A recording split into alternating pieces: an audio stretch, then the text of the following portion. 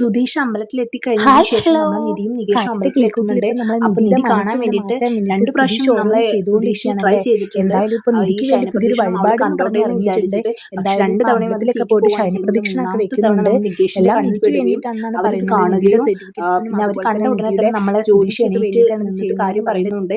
പക്ഷെ നമ്മളെ നിധിയാണെങ്കിൽ വിട്ടുകൊടുക്കുന്നില്ല. ഇത് കഴിഞ്ഞിട്ടില്ല, വലം വെക്കണം, മുഴുവൻ വലം വെക്കണം എന്ന് പറഞ്ഞിട്ട് സുധീഷിനെ കൊണ്ട് ഒന്നുകൂടി ചെയ്യിപ്പിക്കുകയാണ്. സുധീഷിന് ഒന്നും വേണ്ടായിരുന്നു എന്ന് തോന്നുന്നുണ്ട്. പക്ഷെ എന്തായാലും എല്ലാം നിധിയുടെ മനസ്സ് മാറിക്കോട്ടെ എന്ന് വിചാരിച്ചിട്ട് വീണ്ടും വീണ്ടും അത് തന്നെ പറഞ്ഞുകൊണ്ടിരിക്കുന്നുണ്ട്.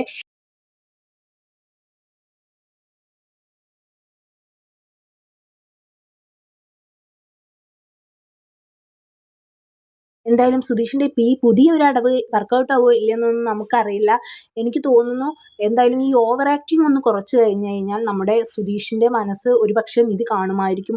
ഇങ്ങനെയുള്ള ഈ ഒരു കാട്ടിക്കൂട്ടലായിരിക്കാം നമ്മളെ നിധിക്ക് ഒരുപക്ഷെ ഇഷ്ടപ്പെടാതെ പോകുന്നത്. എന്തായാലും രണ്ടുപേരും കൂടി ഒന്നിച്ചിട്ട് അവരുടെ ഒരു ലവ് സ്റ്റോറിയൊക്കെ മുന്നോട്ട് പോവുകയാണെങ്കിൽ എപ്പിസോഡ്സ് കൂടുതൽ രസമായിരിക്കും എന്ന് തോന്നുന്നുണ്ടല്ലേ.